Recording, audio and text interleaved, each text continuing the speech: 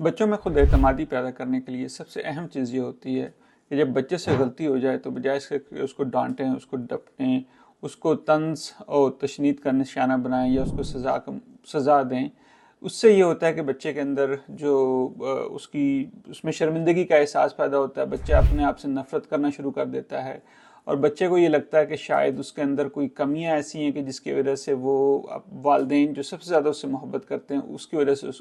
उनसे भी उनको डांट पड़ रही है। तो उसमें अहम चीज़ ये होती है कि बच्चे को समझने की कोशिश करें, उसको सुनें, उसको प्यार से समझाएं, उससे पूछने की कोशिश करें कि भाई ऐसा क्या हुआ, ये गलती क्यों हो गई, पहले भी आपसे गलती हुई थी, हमने बात की थी कि इस तरह नहीं करना, इन दोस्तों के साथ नहीं फिरना, लेकिन फिर आप बार बार ऐसी क्यों गलती कर रहे हो। तो जब हम बच्चों को मौका देते हैं सुनने का, समझने का, तो उससे ये होता है कि बच्चों के अंदर वो जो एहसास नदामत होती है, वो जो शर्मिंदगी होती है, वो जो अपनी गलतियों को जो छुपाने की कोशिश होती है, वो बच्चे नहीं करते और उनमें खुद एतमादी पैदा होती है। उनको ये हौसला होता है कि भाई मेरे वालिदैन मुझसे जब मैं अच्छा काम करता हूँ तो भी मोहब्बत करते हैं, जब गलती हो जाती है तो मुझे डांट डपट की बजाय मुझे प्यार से समझाते हैं। तो बच्चा फिर नई चीज़ें जो है वो करने की कोशिश करता है, वो अपनी जो गलतियां होती हैं उनको वालिदैन से शेयर करने की कोशिश करता है और फिर अपनी गलतियों से उसके लिए सीखना भी आसान हो जाता है। तो इसलिए ज़रूरी है कि बच्चों से जब गलती हो उनको सुने, उनको समझें और प्यार से उनको समझाएं।